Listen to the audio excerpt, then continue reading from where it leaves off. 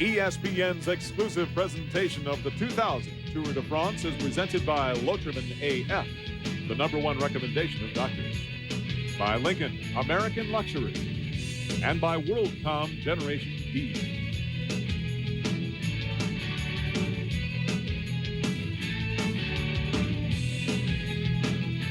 Back on the morning of June 30th, John Eustace and I were in the shadows of the Eiffel Tower boldly predicting what would happen in the first 2 weeks of this Tour de France. Well, John, I don't know how correct we were, but I do know now we've had a chance to look back in the first 1,100 miles of this tour and see what the significance is as far as the second half of the tour is concerned. The second half begins tomorrow at the base of Mont Ventoux, where Lance Armstrong has some history and some hesitation. Well, Armstrong is nervous about the Ventoux after all, Adrian. He did crack on it earlier this spring. Besides the Ventoux, you've got 3 brutal Alp stages ahead where the Spaniards are going to go absolutely nuts in attack. So this race is tough, and it's being called a great race by the French, a Grand Cru Tour, like a great wine. That's because there's been so much that's happened in this event, from the emergence of David Miller, to the victory of Laurent Jalabert and his Once team in the team time trial, to the loss of his yellow jersey, and then the collapse of Pantani and Ulrich on Oudecombe, where Lance Armstrong blew the whole field apart to win the yellow jersey. I do think, Adrian, that Lance Armstrong will win this Tour de France. But I do think as well that it's going to be a hard-fought victory and that his team is going to have to fight and claw every inch of the way to Paris to get him on the podium. I love the French analogy, like a great wine. The only question for us, what type of vintage does Ventoux have in mind? The map of Stage 12 is brought to you by Lincoln. This is where Marco Pantani and Jan Ullrich need to start making up time if they want to beat Lance Armstrong. Tomorrow's stage is 93 miles long. The final 14 will certainly be the most difficult. We're at the southernmost end of the Maritime Alps for a stage that features 5 mountain climbs. Back in 1967, Tommy Simpson, a cyclist from Great Britain,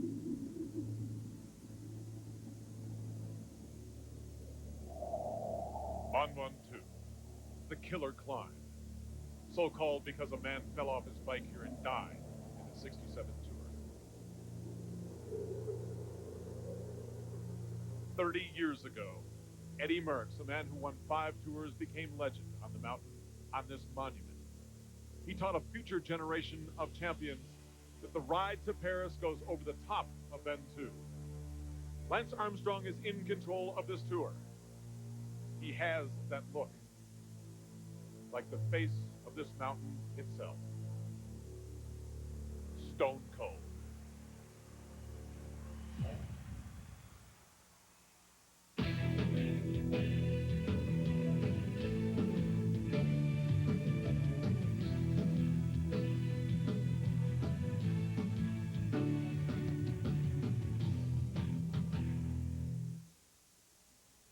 Today, the bike race resumes with a time-honored tradition. The ascent on Mont Ventoux has been part of the Tour de France for 7 decades. This climb is a classic.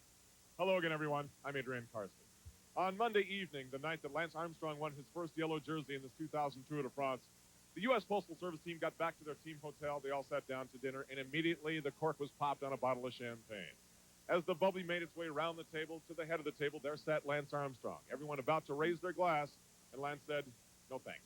Any celebration at this point would be premature. Now consider the fact that Eddie Merckx, a 5-time Tour champion himself and a very good friend of Lance Armstrong, has already said, this bike race is over. Go ahead and etch the name of Lance Armstrong on the Tour trophy. Bold words when you consider that there are no less than a dozen killer climbs left in this Tour de France. One of them is right over my shoulder. Right now, Phil Liggett and Paul Sherman are standing by atop Ventoux in a very unique atmosphere. Well, Adrian, yes, we are on top of Mont Ventoux and in danger of being blown off it, I think. I think the only nice thing we can say about today is it's not snowing. Paul, have you known these conditions before up here? I've never known conditions like this before, Phil. We normally expect 85 to 100 degrees Fahrenheit on these slopes. The wind coming across here right now is around about 32 degrees, and it's freezing. It is, and they're gusting, by the way, these gale force winds at around about 65 miles an hour. Now, that's going to make a really tough ascent. It's going to be very difficult for everybody. I think they'll be happy that the snow and the fog has gone, but certainly these winds will make it very difficult for every rider in the Tour de France just to get to the summit here. Absolutely. Well, even if your name is Lance Armstrong, I still wouldn't like to be riding the Tour de France today. Lance Armstrong in the yellow jersey has the lowest accumulated time after the first 11 days of the Tour de France. By 4 minutes and 14 seconds, he is ahead of Jan Ullrich. And what kind of shape is Ullrich's body and mind? All eyes are on one young man today in 55th position overall, Kevin Livingston. As our former pro John Eustace explains now, this is a career day for him. Well, today's the day when we will find out if Lance Armstrong is going to race through the next mountain stages alone or with teammates. Now, the man on the hot seat is really Kevin Livingston, who's the specialist climber of the U.S. Postal Service team. Now, Livingston is paid for an entire year to be present during these 5 mountain stages alongside of Armstrong. What's more, he's a protected rider, not having to do any of the hard work early on in the race so that he can be fresh once the mountains begin. Now, this is a terribly hard job. You can't imagine the pain these men go through as they race up these mountains for an hour at a time, sometimes several times a day. And the weather conditions can be atrocious, as we saw at Otakam. But that's the job, and that's Kevin Livingston's workplace. He's got to know that his future as a professional racing cyclist is very much on the line with his performance today on Mont Ventoux. We spoke with Lance Armstrong and the rest of the members of U.S. Postal Service this morning in Carpentras. The rest day did its job. They seemed not only rested, but ready to attack day 2 in the mountains in the 2000 Tour de France. Lance Armstrong in the yellow jersey defending his 1999 championship. The map of today's route for Stage 12 is brought to you by Lincoln.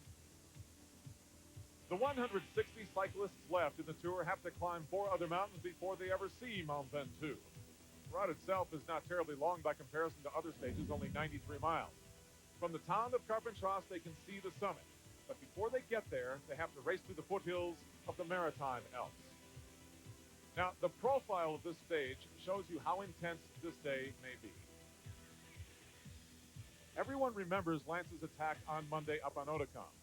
By the time they hit the base of Ventoux, off the scale in difficulty, Lance may be in position to pull off another knockout attack. On the roads outside of Carpentras with U.S. Postal Service right where they belong at the front. On the horizon, the classic, Mont Ventoux. Stage 12 of the 2000 Tour de France on ESPN2 continues in a moment. The 2000 Lincoln Navigator. It's so luxurious, so comfortable, and so peaceful. You can almost hear a needle drop.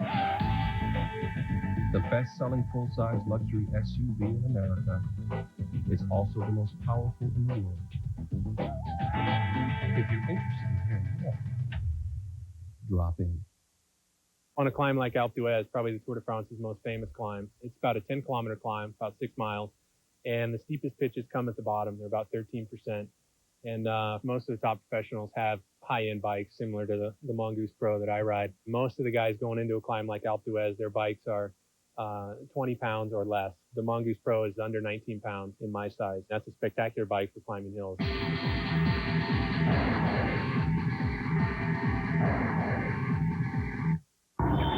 How does Lotrimin AF start killing athletes' foot? On contact. How does it start to relieve the itching? On contact. How does it help stop the burning? On contact. How does it start killing all 3 funguses? On contact. Nothing cures better or faster than Lotrimin AF, the #1 recommendation of doctors. So if you can't wait to feel better, there's nothing like starting a cure. On contact. Lotrimin AF, the killer cure. ESPN's exclusive presentation of the 2000 Tour de France is presented by Lincoln, American Luxury, by Mongoose, Go Ahead, Cross the Line, and by Lotrimin AF, the #1 recommendation of doctors.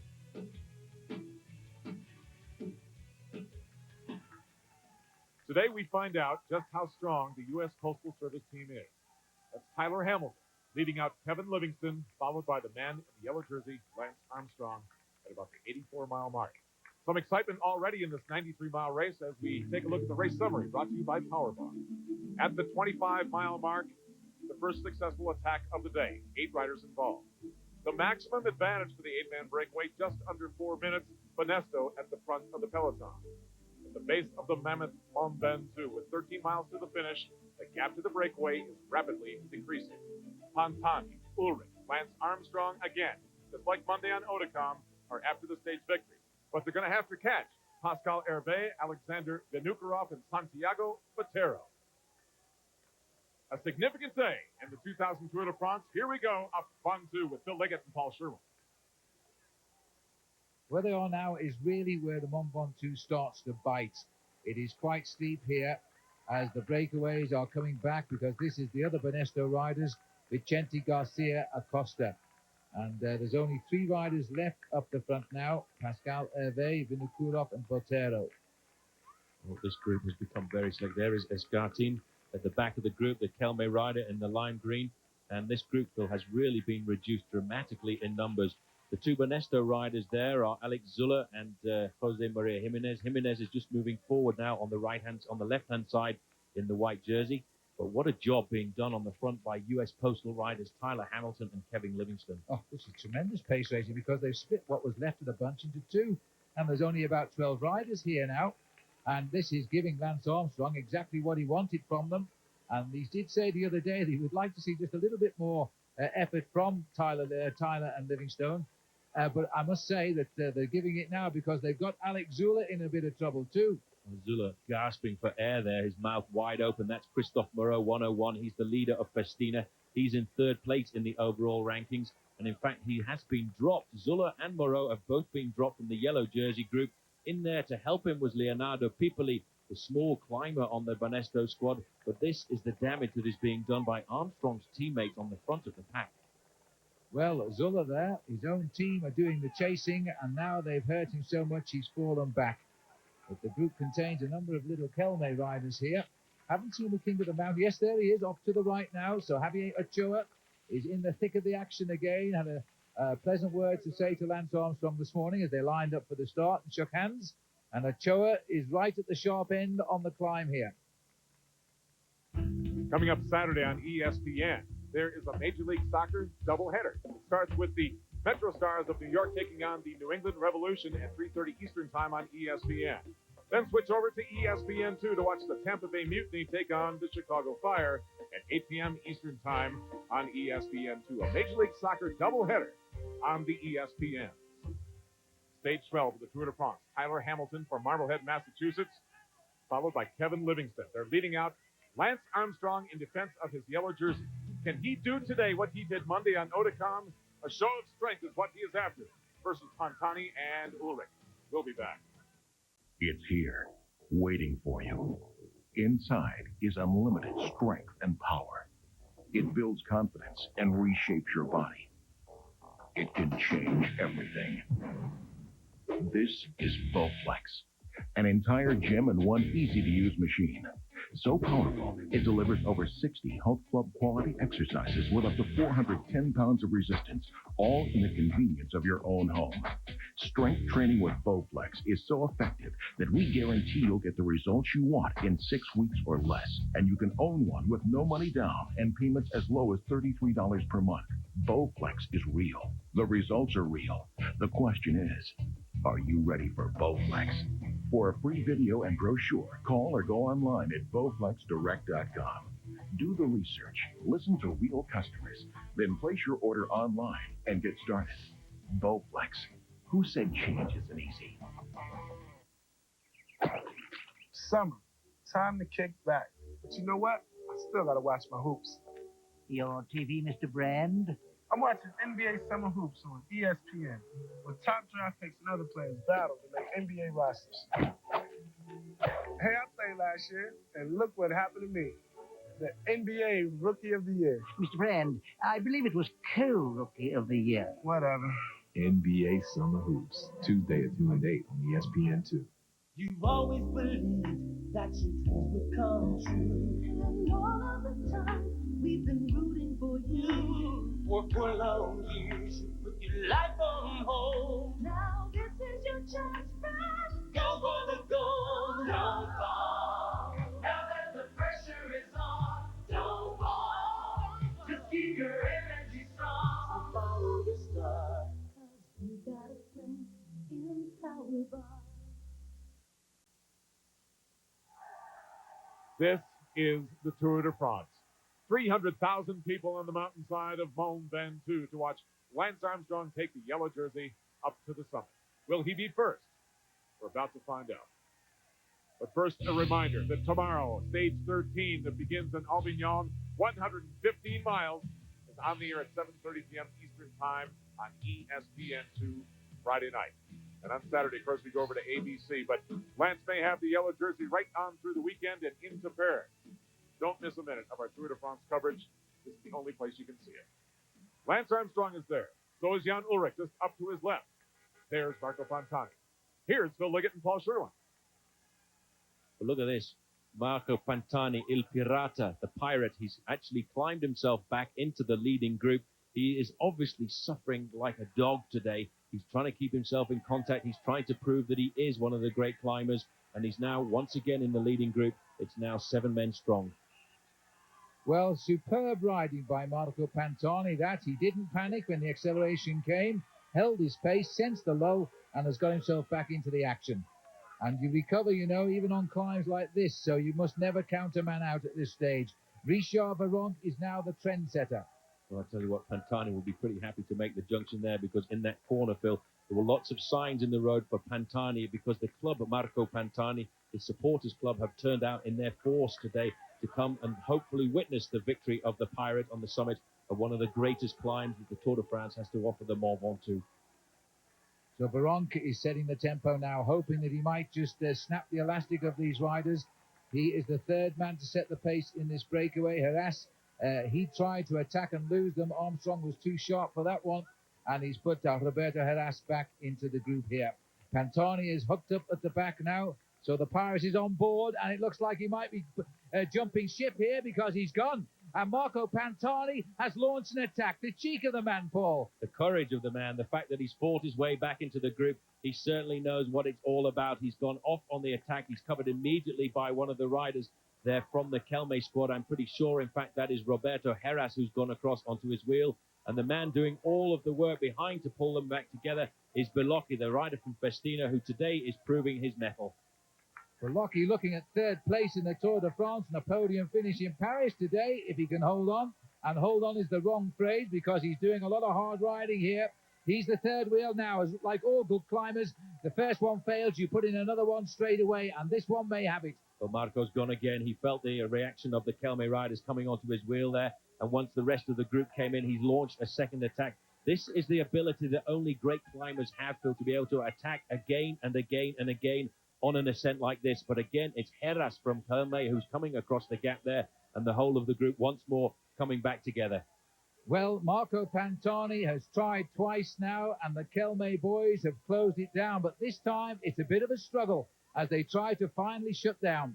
Well, he's still got a slight advantage there, but it looks as if the effort has gone out of his move. He's out of the saddle again, Phil, trying to accelerate, trying to open up that gap. In fact, it's Botero now who's decided to take up the chase behind Marco Pantani. The Kelme rider from Colombia is trying to nail down the gap. The Kelme riders today, Phil, they want this victory, but so does Marco Pantani, who wants to prove that the Pirate is back. To see Pantani attack is no surprise. He's still considered one of the best climbers in the world. The big surprise is how these others catch his wheel.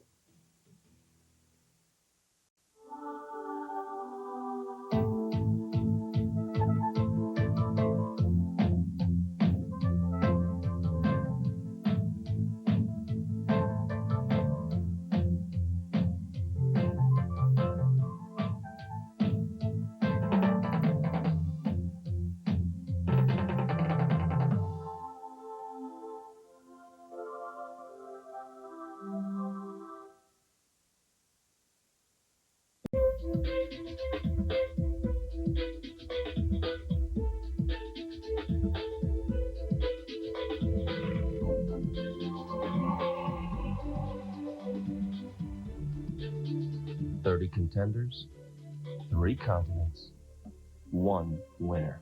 The new Lincoln LS, Motor Trend Car of the Year.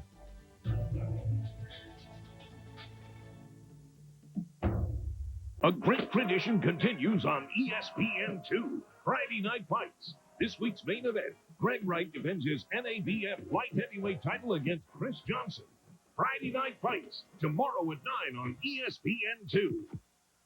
When I started Casual Fridays around here, I wanted to loosen things up. But you are missing the point.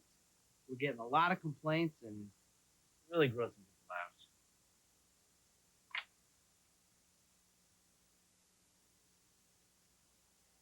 In the time that we were away, Marco Pantani kicked again, proving he is back on the Tour de France. Is anyone going to challenge him to be first to the top of Mont Ventoux? Here's Paul Sherwood. Now Armstrong is going to go. Well, look at this then, Armstrong, and they wouldn't have expected that. Ulrich has done nothing about it at all. He saw the speed of the acceleration of Lance Armstrong, and he's gone off after Pantani and Botero, and they've got nothing left. Well, look at that. Ulrich could not respond. He must have heard that attack coming. He must have felt it go by. He looks at the Colombian rider. How are you doing? Thank you very much. Goodbye. I'm now going to chase after the pirate. He's chasing just one man on the road, the man who's in the pink jersey of Mercatoni Uno, and there he is, just there. Well, this is an incredible demonstration of the sort I don't think I've ever seen in the Tour de France, because Armstrong is toying with the top names of the cycling world. He left them, and they knew he was going because they couldn't even raise the pedal length. Now he's sprinted straight past Santiago Botero, and he's coming up to Pantani. And what will the pirate do when this man gets on board? Well, he'll try and kick again. He's trying to accelerate, but you're not going to stop the onslaught of Lance Armstrong. The man from Austin, Texas, is controlling this bike race the only way he knows how, and that's attacking on all of the difficult stages. Well, in the Pyrenees, he told us he wasn't interested in the stage, and he's taken a real good look at Marco, almost as saying, the back wheel for you, Marco, jump on if you can, and Marco has done just that. But I think this time, Lance Armstrong wants the victory. I'm certain he wants the victory. He's looked at the names, he's looked at the history books, he knows the history of the Mont Ventoux. Phil, he was put into difficulty in June in the Dauphiné Libéré, but he came back twice after that to train on this mountain, to learn this mountain, and certainly he knows just exactly what this mountain can do to you. For the moment, he's playing his cards perfectly. Well, the man who took out all of the time trials and a road race stage at the mountaintop finish of Sestriere last year on his way to victory in Paris is now looking for his first mountain victory and indeed his first stage win of this year's Tour de France. It's amazing to look at this bike rider, Phil, when you think in 1996 at the Olympic Games, his body was riddled with cancer. He finished 6th in the Olympic Games time trial there, and only a few months after that, he announced that great illness, that he's come back, he's beaten, and he's ridden to the top of cycling's ladder. He is riding now in exactly the same way that Eddie Merckx used to ride his Tour de France's. Lance Armstrong is the strongest man on a bike in the world.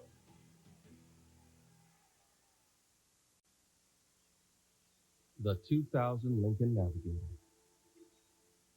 It's so luxurious, so comfortable, and so peaceful.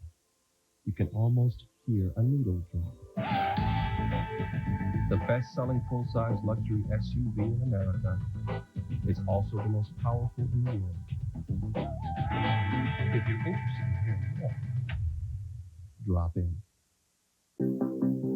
They're young, and some just think that way. The people and companies that were born digital, or reborn, as comfortable with data as the last generation was with the telephone, as long as they have the right set of tools and the right company behind them. WorldCom, Generation D. Hey world, you were always chasing a rainbow.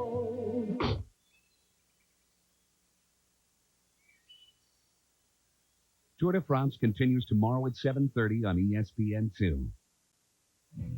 ESPN's exclusive presentation of the 2000 Tour de France is presented by Lincoln, American Luxury, by Power Bar, don't long, and by the official timekeeper of the Tour de France and the USA cycling team, Festina Watches.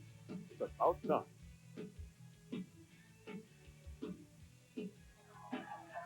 Lance Armstrong in the yellow jersey knows exactly what he is doing here. To his left, Marco Pantani.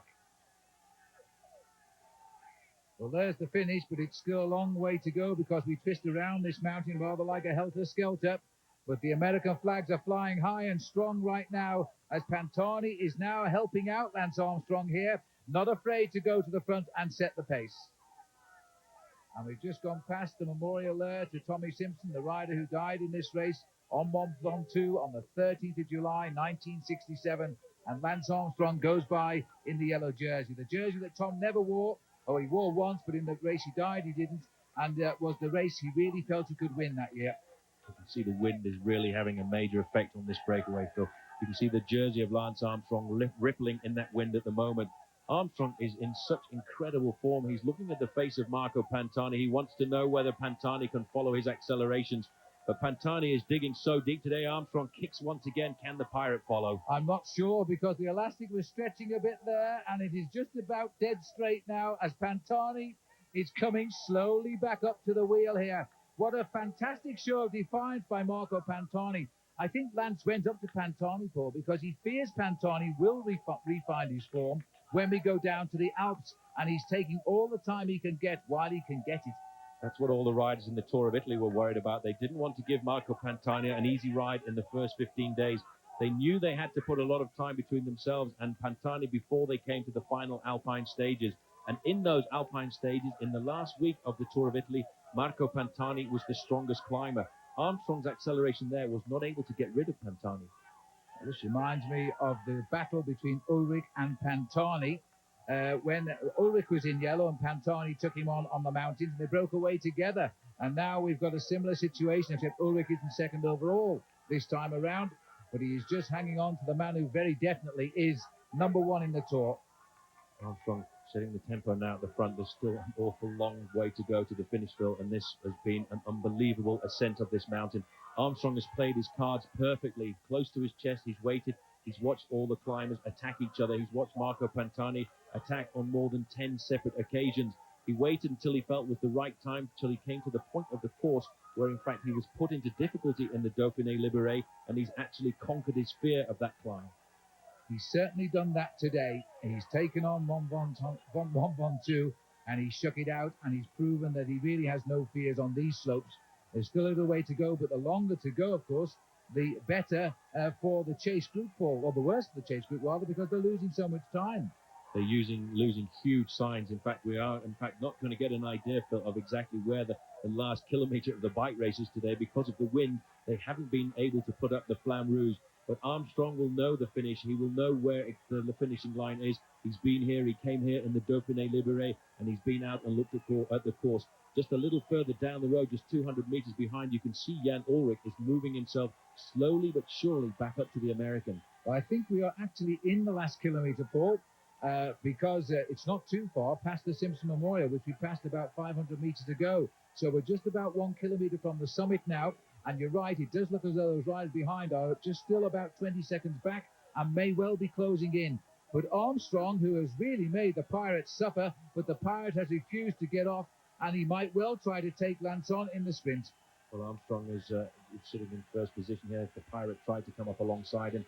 The Pirate, let's not forget, Phil, is a very good sprinter, but Armstrong certainly wants this stage. He's setting the tempo over the last few hundred meters as we come towards the finish of this monumental stage, and Armstrong has blown away all of his rivals on this very difficult summit.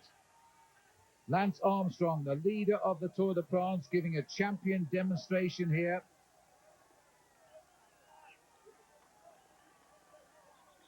As the wind sweeps across past the observatory, well, there's a whirlwind coming up it now, and his name is Lance Armstrong. And you can see there how steep the climb is towards the finish. That's the end of the following cards as we approach the line now, as Lance Armstrong and takes on Marco Pantani. Has Pantani got the legs left to finish it off, or will Lance take his first victory of the year in the Tour de France? Well, he's hoping to get the stage victory here, but Marco Pantani has moved up to first. Pantani's gone over the line in first place, Phil. That is unbelievable. Armstrong has gone second. They were trying to fight it out, but you know, when it came up to the end there, Armstrong just let the Pirate come by him. For him, it was more important, the gaps over everybody else in the bike race. And certainly, Gasper, here's the Tour revelation, if we don't count Lance Armstrong. Belocchi here for Festina, and he's going to take a few seconds out of Ullrich as well, because Jan Ullrich is losing time today, although he should hang on to second place. But over there comes Belocchi, followed by Ullrich. Ullrich finishing 29 seconds behind Lance Armstrong and Marco Pantani. That's going to be significant in the overall. John Eustace is standing by with the American in the yellow jersey. Lance, you said you were afraid of Mont Ventoux. You certainly didn't ride like a man who was afraid today. Well, we're in a good position. The team from the very bottom was superb. Doesn't do them justice. So they were awesome. I've had an uneasy relationship with the Ventoux over the last few years, and I've been here a lot to train and to try and learn it, to try and to become friends with it, so to speak. And today was a good day. I was motivated. It's great to ride in the yellow jersey, and the team was super. I tried to control the race, let Ulrich do as much work as he had to, because he saw the others who would threaten his podium place. He saw them drop, so he had to work. And the other thing is, I will say, is I never seen so many Americans on a climb in the Tour de France in my life. It was unbelievable. It felt like it was in the States almost. When you jumped the gap to Bontani, it seemed as though you said something to him. What went on there? When I caught him, he looked a little bit tired, and I think for a small rider like that, strong headwind isn't the best. So I was willing. I was willing to help and to do the majority of the work. If he would work a little bit to get to the finish line. Ally for the future? Sorry? An ally for the future? Oh, in cycling, you never have an ally for the future. One day they're your best friend, next day they hate you. So that's the nature of this beast, and we'll see. Lance Armstrong alongside Marco Pantani, content to keep the yellow jersey and allow Pantani to take the stage victory. Overall, Lance Armstrong, by finishing second in today's stage, picks up a time bonus and now leads Jan Ullrich by 4 minutes and 55 seconds. Richard Durant cracked on Ventoux today. He's almost 8.5 minutes back now. This has been a presentation of ESPN, the worldwide leader in sports. For more, log on to ESPN.com, a part of the Go Network. Go.com.